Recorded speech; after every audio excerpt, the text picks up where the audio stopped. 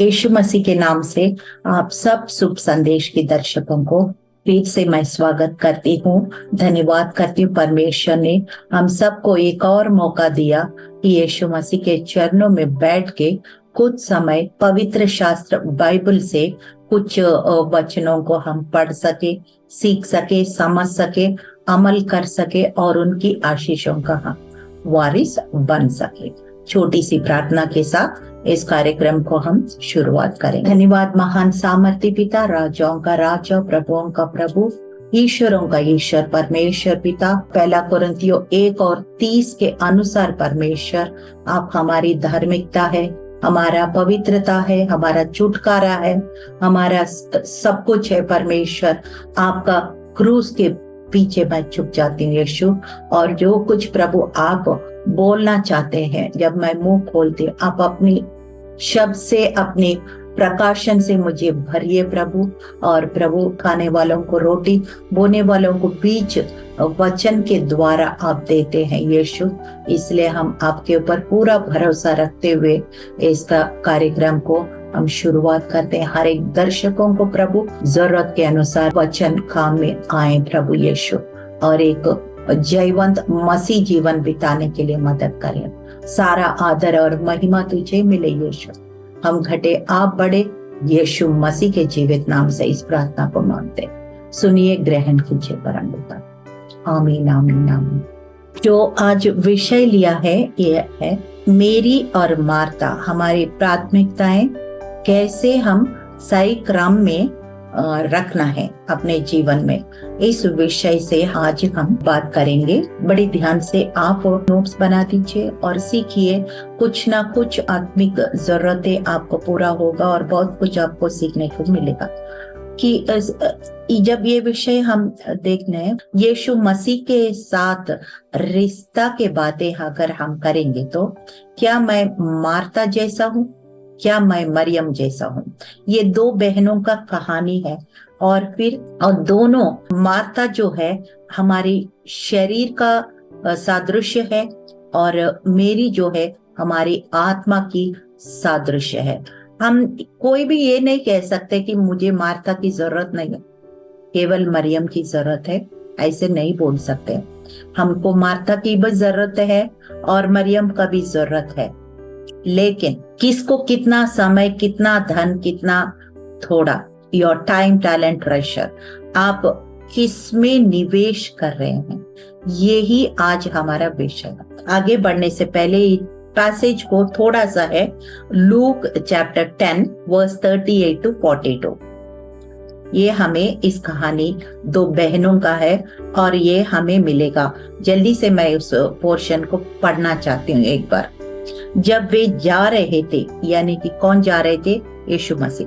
जब वे जा रहे थे वो एक गांव में गया और मार्था नामक एक स्त्री ने उसे अपने घर में उतारा। मरियम नामक उसकी एक बहन थी, वो प्रभु के चरणों में बैठकर उसका वचन सुनती थी। परंतु मार्था सेवा करते करते घबरा गई और उसके पास आकर कहने लगी, हे प्रभु, क्या तुझे कुछ भी चिंता नहीं कि मेरी बहन ने मुझे सेवा करने के लिए अकेले छोड़ दिया है? इसलिए उसे कह कि मेरी सहायता करे।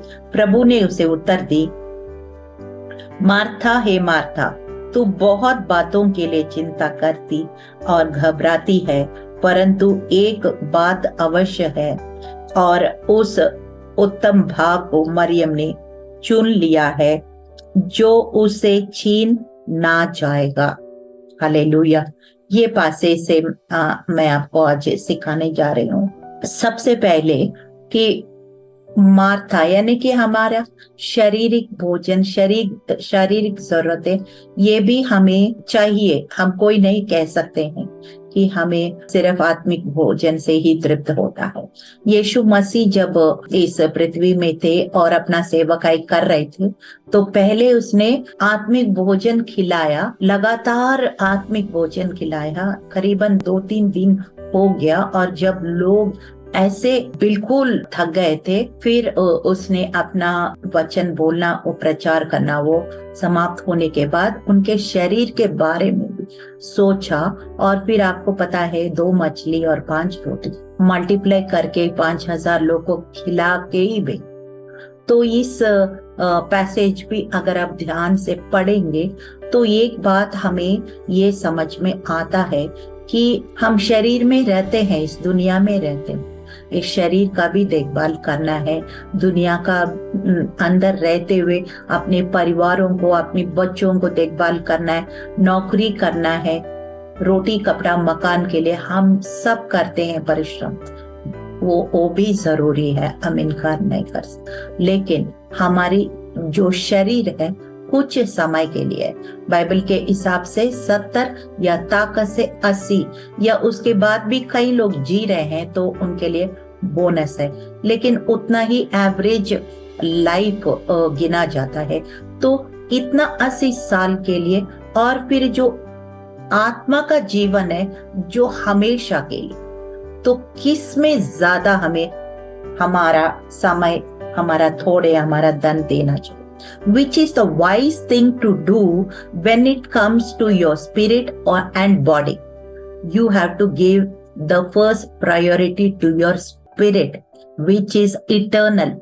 आत्मा के लिए हमें ज्यादा समय, ज्यादा धन, ज्यादा हमारी जो टैलेंट है, थोड़ा है, वो सब कुछ हमें आत्मा के लिए, आत्मा की बातों के लिए, परमेश्वर के राज्य के लिए ज्यादा देना है, और शरीर की बातों के लिए, दुनिया की बातों के लिए कम से कम देना है।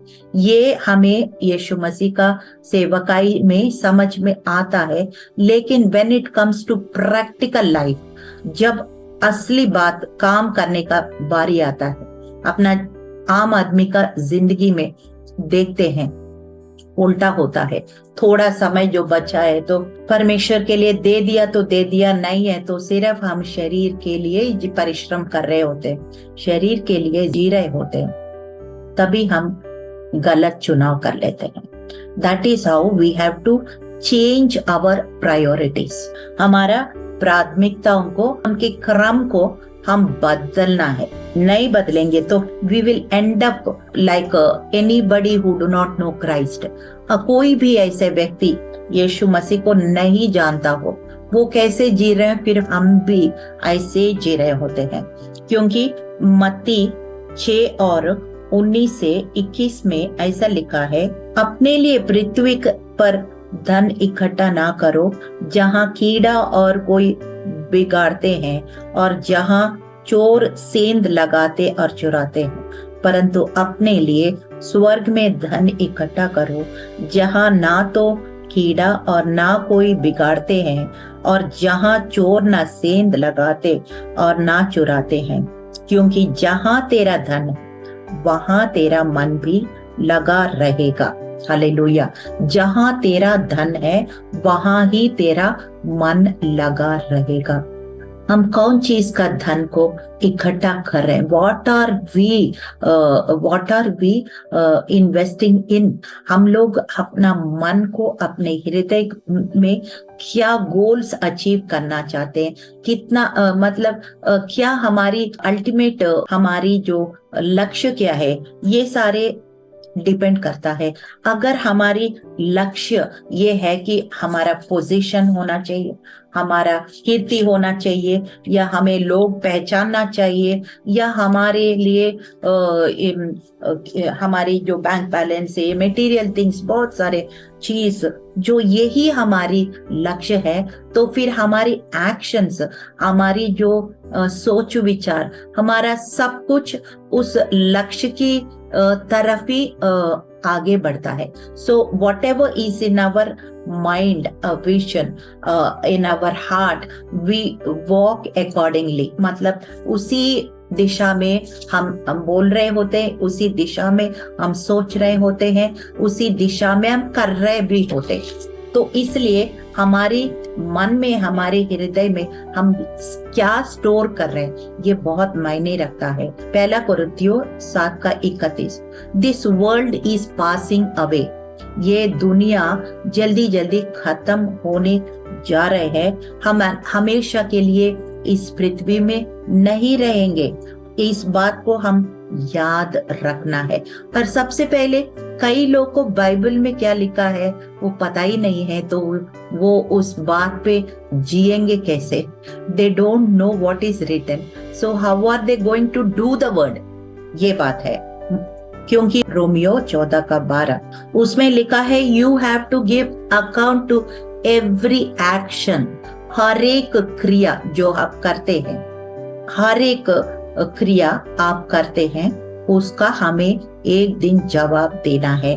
मैथ्यू 12:36 उसमें लिखा है, every word has to be given account, every idle word also will be taken into account. ऐसे कुछ भी बोलना नहीं है ऐसे, क्योंकि बाइबल बताता है हर एक शब्द का भी हमें हिसाब किताब देना होगा। Matthew 10:42 even the cup of cold water has a reward, यानी कि एक छोटा ग्लास पानी भी, ठंडा पानी भी, किसी को गर्मी में आ रहे एक ठंडा ग्लास पानी पिलाए, उसका भी रिवॉर्ड है। So everything has an account. We are accountable to every action, every word, everything we do in this life. हर एक काम, हर एक सोच, हर एक बोल, हर एक चाल, हर चीज का हमें खुद जिम्मेदार, हम खुद जवाब देना है एक समय। आपको पता है लाजरस और रिच मैन और लाजरस, लूका 16:19-31, लूक 16:19-31 अगर देखेंगे तो वहां पे एक धनी व्यक्ति और एक लाजरस जो भिखारी था, दोनों का जीवन को हम देखते हैं। जब दोनों का एक समय के बाद मौत हो गया और लाजर जो भिखारी था बिल्कुल जाके अब्राहम का गोद में बैठ गया, और ये धनी व्यक्ति था जो सुख भोग लालच में जी रहा था, वो जाके नरक के आग में हमेशा के लिए वो जल रहा था। और फिर इनके दोनों को बीच में बड़ा खाई था। सो वहां पे हम दुनिया में ये देखते हैं, तो इसमें कहानी से, रिच मैन लाजरस के कहानी से हमें क्या समझ में आता है? The standards will reverse. हम इस दुनिया में जैसे हमेशा इसी दुनिया में रहना है ऐसे जी रहे हैं, तो आपका एक दैट इज फूलिशनेस। बाइबल के अकॉर्डिंगली ये एक मूर्खता है, क्योंकि वहां पे जस्ट उल्टा हो गया। इसलिए हमको ये इटर्निटी, ये जो स्वर्ग हकीकत करके हमको इस पृथ्वी में जीना है। We are living in this world but we are do not belong to this world. We live in this world as though we are heavenly ambassadors. हमें स्वर्गदूत का राजदूत कहना है। हम इस पृथ्वी में रहना है। दुनिया की गंध हमारे जीवन में चिपकने नहीं देना है। अगर चिपक गए, जल्दी से हम झटकना है और फिर साफ होते रहना है, पवित्र होते रहना है। क्योंकि लूक 16:13 में एक बात लिखा है, you cannot serve God and you cannot serve mammon. ये दुनिया की सिस्टम को कौन कंट्रोल करता है? बेबीलोनियन सिस्टम को कौन कंट्रोल करता है? मैमन, यानी कि मनी गॉड। बाइबल के हिसाब से मनी गॉड, मैमन। पैसा को हम सेवा नहीं कर सकते हैं, परमेश्वर की सेवा कर सकते हैं। जो पैसा हमें चाहिए परमेश्वर जरूर देगा, हमारी जरूरत को पूरा करेगा, क्योंकि वो यहोवा ईरे है, हमारा मुहैया करने वाला। फिलिपियों 4:19 में लिखा है, आपकी हर कमी घटी को यीशु के भंडार से आपकी हर एक जरूरत जरूर पूरा करने वाला परमेश्वर है, हमारा डैडी है। हालेलुया। और 1 तिमोथी 6:10, पहला तिमोथी 6:10 में लिखा है कि the love of money is the root of all evil. इस तरह से पैसा हमें कंट्रोल नहीं करना है, पैसा हमें रूल नहीं करना है। We have to serve God and God will meet our needs. Hallelujah. परमेश्वर जरूर हमें कितना भी पैसा हो उसमें बरकत देगा, आशीष देगा, हमारा कमी घटी को पूरा करेगा, लेकिन हम पैसा को अपने जीवन में राजा नहीं बनाना है, उसको दास बनाना। हालेलुया। और कुछ 2-3 वचन पढ़ती हूँ। रोमियो 18 से 22 तक। परमेश्वर का क्रोध तो उन लोगों की सब अभक्ति और अधर्म पर स्वर्ग से प्रकट होता है जो सत्य को अधर्म से दबाए रखते हैं। इसलिए परमेश्वर के विषय का ज्ञान उनके मनों में प्रकट है, क्योंकि परमेश्वर ने उन पर प्रकट किया है उसके अंधे की गुण अर्थात उसकी सनातन सामर्थ और परमेश्वरत्व जगत की सृष्टि के समय से उसके कामों के द्वारा देखने में आते हैं, यहाँ तक कि वे निरुद्धर है। इस कारण कि परमेश्वर को जानने पर भी उन्होंने परमेश्वर के योग्य बढ़ाई और धन्यवाद ना किया, परंतु व्यर्थ विचार करने लगे, यहाँ तक कि उनकी निर्बुद्धि मन अंधेरा हो गया। वे अपने आप को बुद्धिमान जताकर मूर्ख बन गया। इसमें क्या लिखा है? रोमियो 1:18 से 22 तक लिखा है, अगर परमेश्वर की सृष्टि को, रचना को बड़ी ध्यान से गौर लगाएंगे तो आपका एक अनदेखी हाथ हर एक चीज में, एक छोटा सा घास में भी, एक छोटा सा पक्षी के ऊपर, एक फूल के ऊपर, प्रत्येक चीज, एक एक चीज में आपके परमेश्वर की महत्व, उनका सामर्थ, उनकी रचना, उनका हाथों का काम आपको ऐसे दिखाई देगा। लेकिन इतना ज्ञान परमेश्वर प्रकट करने के बाद भी, इतना सामर्थ दिखाने के बाद भी परमेश्वर किया है, उस कामों को ना पहचानता इंसान, ना उसको भावनाओं को समझ पाता है, और फिर अपने ज्ञानवान सोच के ही ऐसे निर्बुद्धि जैसे करते हैं। यही बाइबल बताते हैं। So we need to be wise people making wise choices. हम बुद्धिमान होके, बुद्धिमानता से हम चुनाव करना है, यही परमेश्वर चाहते हैं। लेकिन हमें परमेश्वर ने फ्री विल दिया, मतलब हमें चुनाव करने के लिए आजादी दिया। अगर हम नहीं चाहते, गलत चुनाव करना चाहते हैं, वो जबरदस्ती नहीं करेंगे। इसलिए हमको यहाँ पे मार्था ने क्या किया है, वो शरीर का अभिलाषाओं को पहले देखने लगी है कि, लेकिन मरियम जो है उसने सोचा ये अवसर को जाने ना दे। उनको खाना तो ठीक है, हम खाना खिला भी रहे तो 1 आइटम 2 आइटम ऐसे हम सिंप्लीफाई कर सकते हैं, को कट शॉर्ट कर सकते हैं, लेकिन बहुत सारे आइटम्स बना रहे, बहुत सारे जो अकेला नहीं कर पाएगा। तो वो क्या मूर्खता कर रही थी मार्था, वो खुद भी जल्दी से फिनिश करके आके खुद भी बैठना चाहिए, लेकिन वो खुद भी नहीं बैठ रहे और बहुत सारे आइटम्स शायद शुरू किया है और वो अकेला संभाल नहीं पा रहे, फुली कंफ्यूज्ड हो गई है, और ऊपर से वो खुद नहीं बैठ रहे और मरियम को भी बैठने नहीं दिया। और फिर उसके बाद वो कह रहे हैं, देखो ये मेरे को हेल्प नहीं कर रहे हैं और ये आप उनको डांटो, ऐसे से करके मरियम को ब्लेम करते हुए यीशु मसीह को शिकायत भी कर रही थी।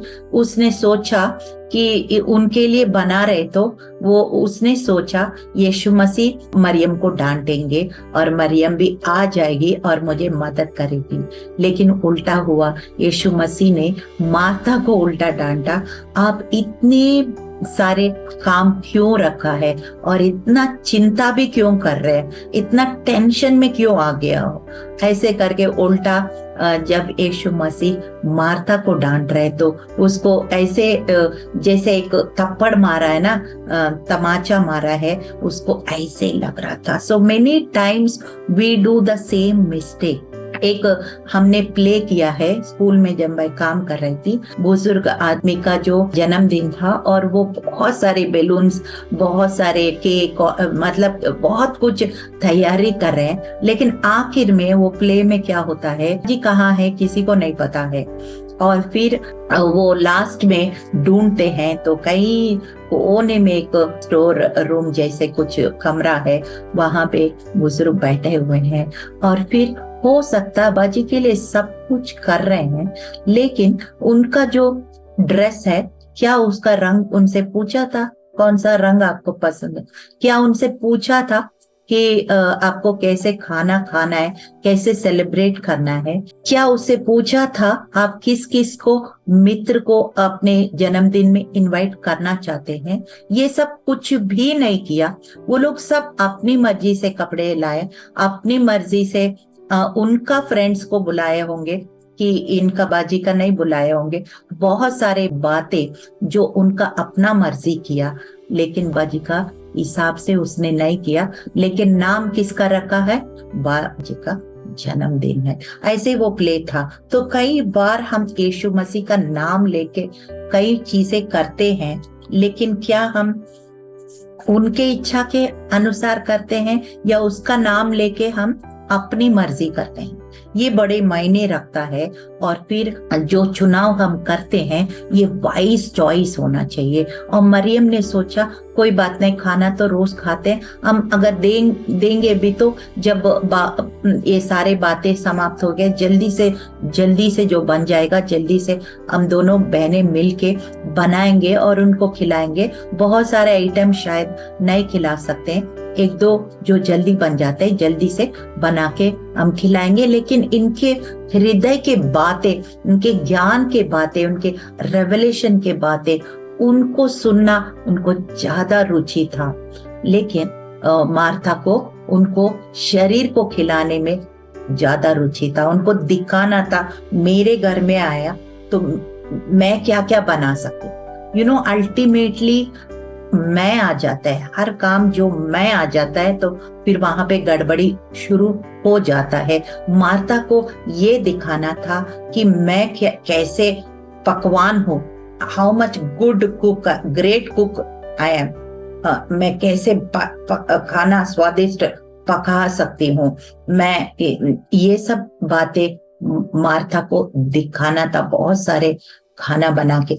लेकिन मरियम ने खाना के बारे नहीं सोचा, पहले उनके बातें सुन के, उनके हृदय के बातों को सुनने में उसको ज्यादा रुचि थी। So what are the choices we make in our day to day life and what is the motivation behind, ये बहुत बड़ी मायने रखता है। पौलुस कहता है एक्ट्स चैप्टर 22:3, प्रेरितों का 22 और 3 में यहाँ लिखा है he is trained at the feet of Gamaliel. यीशु मसीह का चरणों में जैसे मार्था मरियम बैठी है और उनकी बातें ध्यान से सुन रहे, ऐसे पौलुस ने भी गमलीएल करके एक बहुत उस समय का स्कॉलर, ज्ञानी, टीचर, उनके पास बहुत वेल ट्रेन्ड आदमी था। लेकिन वो कहता है मैं मसीह को पाया तो ये सारा ट्रेनिंग मेरे कूड़ा कचड़ा जैसा है।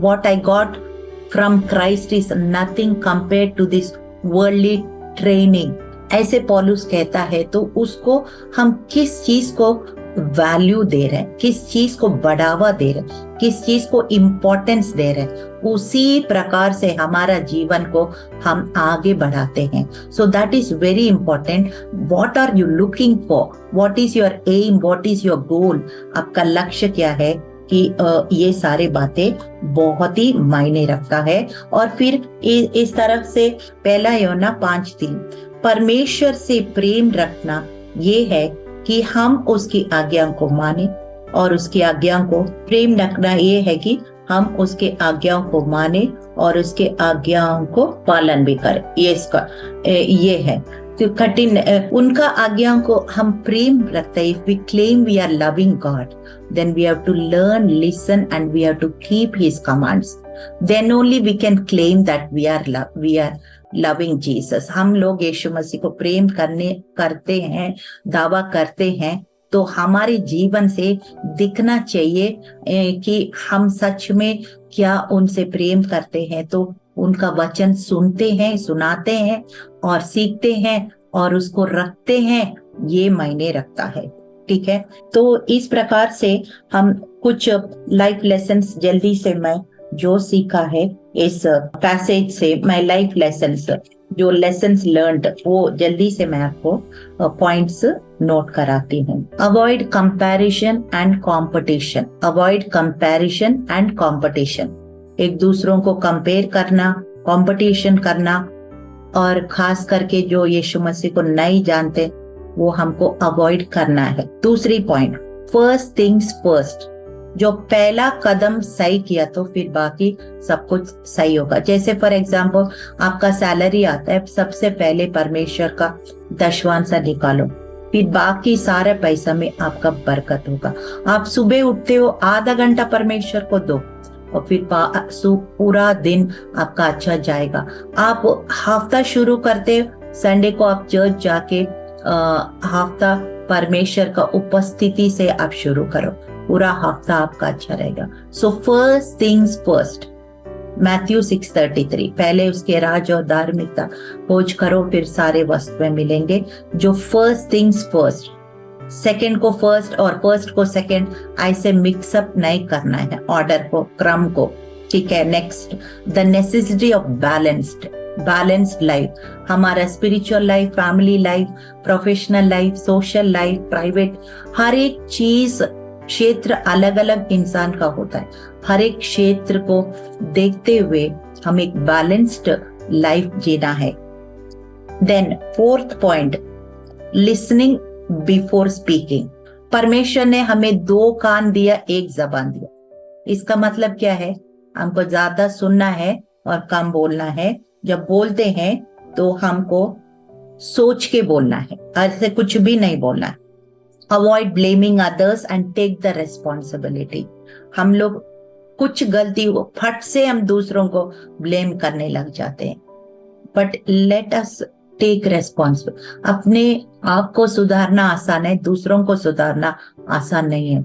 जब हम सुधारना सीखेंगे तो फिर दूसरों को दोष लगाना ऑटोमेटिक कम हो जाता है। और फिर लास्ट में ये है, do not be emotional but be mature. इसका मतलब क्या है? हमारी भावनाएं बहुत ऊंचा होता है या हमारे भावनाएं बहुत लो होता है, वी आर हाईली एक्साइटेड और वी आर हाईली डिप्रेस्ड, उस समय हम चुनाव नहीं करना है। हमको चुनाव करना है जब हमारा इमोशंस सेटल डाउन हो जाता है। We have to make choices only when our emotions are stable and we are mature. Then we can make wise choices. Not when we are high, not when we are too low. इस तरह से हम life lesson सीखते हैं और इस कहानी से हम अच्छा प्रायोरिटीज को अपने जीवन में रखे, अपना एक स्मूथ लाइफ जीने में हमें प्रभु मदद करेगा। छोटी सी प्रार्थना के साथ इस कार्यक्रम को हम समाप्त करेंगे। धन्यवाद महान सामर्थ्य पिता, राजाओं का राजा, प्रभुओं का प्रभु, ईश्वरों का ईश्वर, परमेश्वर पिता, मेरी और मार्था के बारे में हमने सीखा है। मार्था इमोशनल थी और ज्यादा एंग्शियस थी प्रभु, और वरीड थी प्रभु, बहुत सारे बातों चिंता होके दुनिया के बातों में उलझे हुए कंफ्यूज्ड दिखाई देती है परमेश्वर। ये ऐसे ही प्रभु हमारी प्रायोरिटीज को सही जगह में, सही क्रम में रख के अपने जीवन को बिताने में पवित्र आत्मा हम सबको सहायता कीजिए। वचन पढ़ने में, समझने में और उस पर चलने में हम सबको सहायता कीजिए। सारा आदर, सारी महिमा, सारी प्रशंसा तुझे मिले यीशु। हम घटे आप बढ़े, यीशु मसीह के जीवित नाम से इस प्रार्थना को मांगते। सुनिए, ग्रहण कीजिए परमपिता। आमीन, आमीन, आमीन।